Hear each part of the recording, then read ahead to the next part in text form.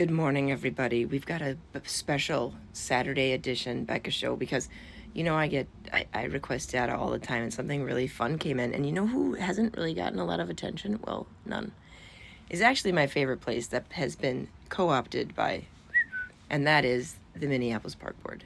So this last election was catastrophic for normal people in the city of Minneapolis, and it actually just proved to me the levers of control that the DSA hovers over as they bring in their Gestapo utopia 15-minute city nonsense to the city of Minneapolis.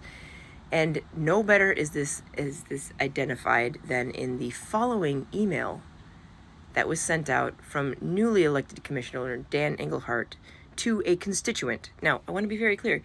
He's writing this email not to another politician, not to a staffer that he controls.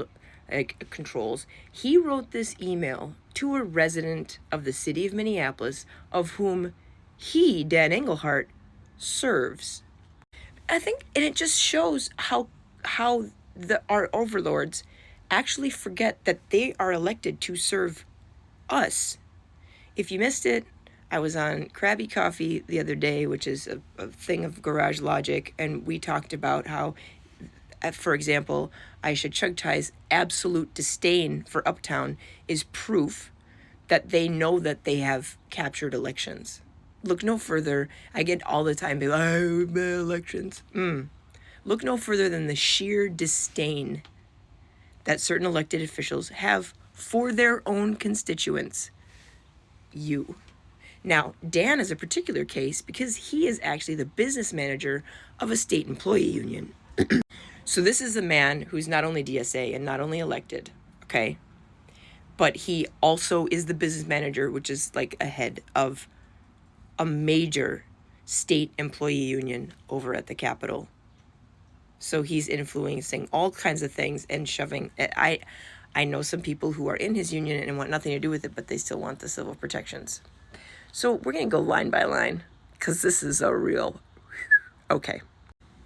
Now this is about the dog park. I also spoke about the dog park on Krabby Coffee. We really went soup to nuts. I don't know what the constituents' original concern was, but we're going to look at Dan's reply, shall we? On June 12th at 12 p.m., I believe that was yesterday, Engelhardt Daniel, D. Engelhardt at minneapolisparks.org. That's a commissioner's website, a commissioner's email address. How do I know? Because I was a commissioner. Glory days, well, they'll pass you by. Oh, Thompson, stay on target. I'll reply much more thoroughly. So first of all, you'll notice we've lost the salutation. Now, this comes from a man named Carter. So you could have at least just wrote Carter. Maybe Mr. So-and-so, Miss, I don't know if how Carter goes by with the pronouns, but I'm going to assume this is a man. You could have said, Dear Carter, Carter. So no salutation from an elected official. Nothing. Even AI bots give you a salutation. I'll reply much more thoroughly for now on my phone.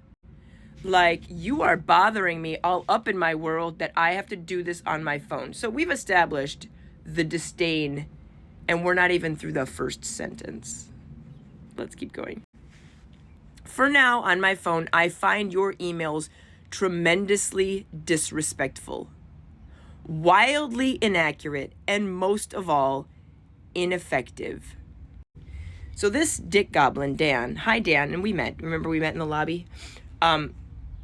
Dick Goblin Dan, who's elected to serve Carter, says his communications with his Carter's communications, attempted communications with his elected official, are most of all ineffective, wildly inaccurate, tremendously disrespectful. So it's tremendously disrespectful to try to connect with your elected official? And I'll be, as someone who was elected, I utilized email a lot because I got so many phone calls that I would try. It was hard for me to keep track of them. So Lord knows Carter may have tried to call.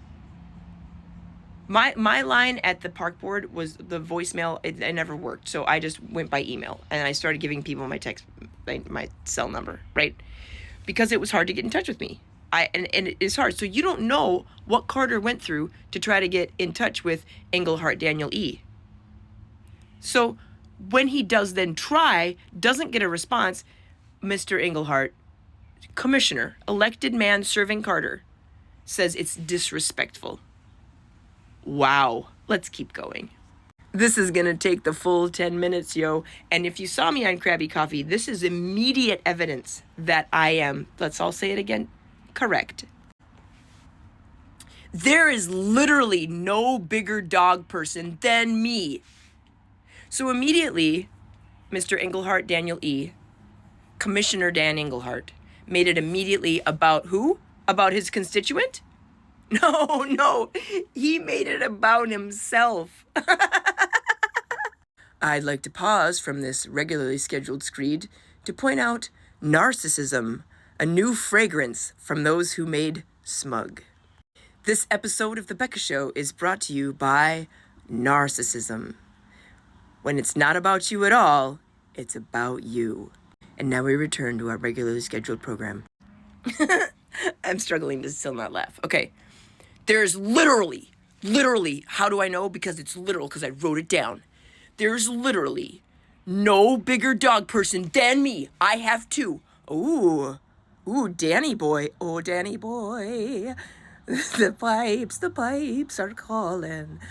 Dan, he's not just a one-time dog owner. So now we're claiming authority. We immediately made our constituents' email and our constituents' attempts to connect with their elected official. Like, we punch him in the face by not having a salutation. Punch him in the face by saying you're disrespectful. Now we're going to punch him in the face that literally nobody. And then with our narcissism. And then we're going to put gravitas in there, too. I have two dogs. Two. To your little one. You just have a little one. I have two. Oh, but Dan wants to go further. One is 13 and my soul. Oh, man. Like, can we pause for a second? Because I know narcissism is coming out soon, the scent, the fragrance, fragrance. Actually, I think narcissism is more of a pill. Do you see the heightened, true, like DSM-5 narcissism coming from Dan Englehart to his constituent, that he not only made it about him, but then he's got to give his gravitas with his two dogs. And then now on top of it, now he has made it fully, now he's trying to invert emotionally, okay? Because this is what the DSA does every time. And I'm grateful, Carter, I don't know your last name. I'm not going to ever do that. You're just a constituent trying to reach your commissioner. And you didn't deserve this abuse. You see, more people need to, like, first of all, you can tell me what to data drop. Some people have, and I go and I look it up, and I try to find it, and I make the city staff go crazy. I haven't done this to the park board because I don't want the park board to have to do all that, but I finally just did a little something. But like, tell people the shitty replies you get. Post them on the internet. I'll make a show. So his soul dog, where are we? Okay. Lobbing content like this at me in the time I may have to put my beloved senior dog down is really just ridiculous. Do you see the emotional manipulation? Like, this is truly borderline personality stuff here. I would love for a psychologist to weigh in on this ridiculous email. This man is trying to reach out to his elected commissioner, and that's what he gets from Englehart Daniel E. I only have a minute left. We're going to go longer. It's ridiculous to try to get in touch. Riddle me this, Batman. How on earth was Carter supposed to know that his elected commissioner was dealing with his beloved soul dog dying? I think, you know what? You keep your private life. You know, I was the entire time I was an elected commissioner, I was in a massive and truly horrifying custody battle over my son. Did any of my constituents know about it? No. Did my colleagues even know about it? I think 2 or 3 that I mentioned a little bit like, oh, I'm going through this thing. Oh, I have to go to court. Because it's my personal life. Let's keep going. I get it. But do you know, Daniel? we're almost done. I really, like I said, we're doing it line by line because I want you, not only did Engelhardt Daniel E., not only is he a total dick goblin, but, and that's how he treats his constituents. That's you, the people who elected him. This is how he treats the people who elected him. And Dan's not alone. He also is the business manager for a major employee union at the state. Okay? So, hello. But I'm going line by line to show you, and so you can decipher the reversals, because this is peak. This is peak. This is like a perfect example of the deranged reversals that the DSA will pull on you. So a constituent, Carter, reached out about the dog park. Dan immediately put him on his toes, saying he was ridiculous for even trying to connect with his elected official, then made it about him, gave his like moral authority, his judicious authority. I don't have one dog, I have two, right? Then he emotionally pulls it to him. Total deranged DSM-5 narcissism. Like, that is borderline personality kind of stuff. He immediately pulls it to him, immediately, and then makes it that now Carter, the constituent that reached out, needs to feel badly for Dan because his soul dog, my soul dog, is dying. And then he says, I get it. That's it. That now we've finally got to the context of the email. Is the constituent was reaching out about the dog park. I get it. That space is really fantastic. I'm seriously over much of the content I've... Now we get to the part where Dan barks back. And I'm going to tell you right now, I got a ton of terrible emails sometimes. Just, if you didn't know this, I represented North Minneapolis and the emerald ash borer and that's what the 363 strike was about with the trees. I got some nasty emails, okay? But also, you try to meet people and just be kind because you realize you have the privilege of that job. You have the privilege, and we don't get paid much, by the way, so that I will give to Dan. But you still have the privilege of the election certificate and to make the final decision. And no matter how nasty emails were, I was not going to respond nasty. Sometimes I would just say, I'm sorry, I can't help you. You know. So I do get the onslaught, but this is, no. I'm seriously over much of the content I've had to read from you. I won't take it nor the disrespect to others. And I this part I actually, if Mr. Engelhardt Daniel E., Commissioner Dan, hi Dan, if he had led with this, the tone is getting really out of control, right? Dear Carter, I appreciate the dog park is important to you. The tone is getting out of control. I will not be responding for a while. I'm taking this under consideration. Boom, done, easy. But he can't do that, you see, because of the DSA automatically thinks that their SHAT doesn't stink. And so then it must be someone else's problem. But let's go to the final thing. Do better. And then, did he say sincerely, Commissioner Daniel Engelhardt? No, why? So, we've just got this. That's why I have the email addresses in my screenshot. You're welcome. So this is peak. So if you want a simple thing, just a simple thing, start emailing all the DSA members of the city council and the park board and just give them a piece of your mind, but be very clear. And then when inevitably, but see, the city council has staffers who firebrand it for them, firewall it for them. The park board doesn't have staffers. But so you can more easily get to them. And then their DSA cohorts at the city will freak out. So you need to understand this too. The park board, they have to do all their own emails. I did. It's really a lot of work. The city council has not 2, but now 3 staffers, full time, making $85,000 a year, making more than a teacher.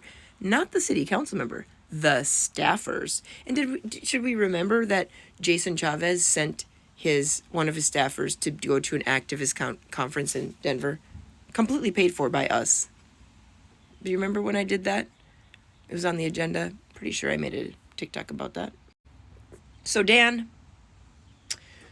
be proud. You're the first park commissioner that has made it fully on an episode of The Becca Show.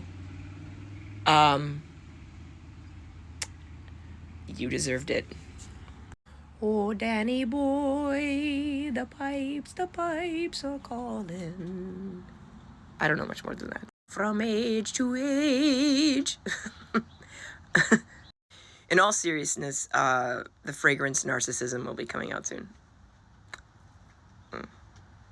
I'll see you out there. Please feel free to submit anything. This is just a labor of my love to my city. This is my love letter. This whole thing is my love letter to my city. And I am trusting, a good friend of mine, I just saw her for the first time in years this week. And she was the one who told me way back when we were actors in LA, leap and the net will appear. And I was working at a coffee shop and I had no money. I was still married at the time. And I told my husband, I said, I feel like I just have to quit this coffee shop job. It's holding me back. And we were really nervous about it. And then I did. And he was like, I support you in this, which I would love if my ex-husband still supported me in anything, just as a friend. I support you in this. And so I did. I leapt. I quit the job. And then I booked a pilot, which didn't end up getting picked up, but it was more money than I'd ever made. That was nice work if you could get it back then. I booked a pilot with Michael Cera, and then I never had to work in a coffee shop again, because then after that I met a bunch of people that knew that I had math, and they were like, oh my gosh, please tutor our kids. So I look back on that, and then I saw this friend today, or this week, and so this is my leap and the net will appear moment, post my dad dying, just trying to get this going. So this is just my labor of love to the city and my labor of love for all of you. And I trust that if this is useful to any of you, I will end up making money. So you can check out my link tree in my bio. Otherwise, I will see you out there.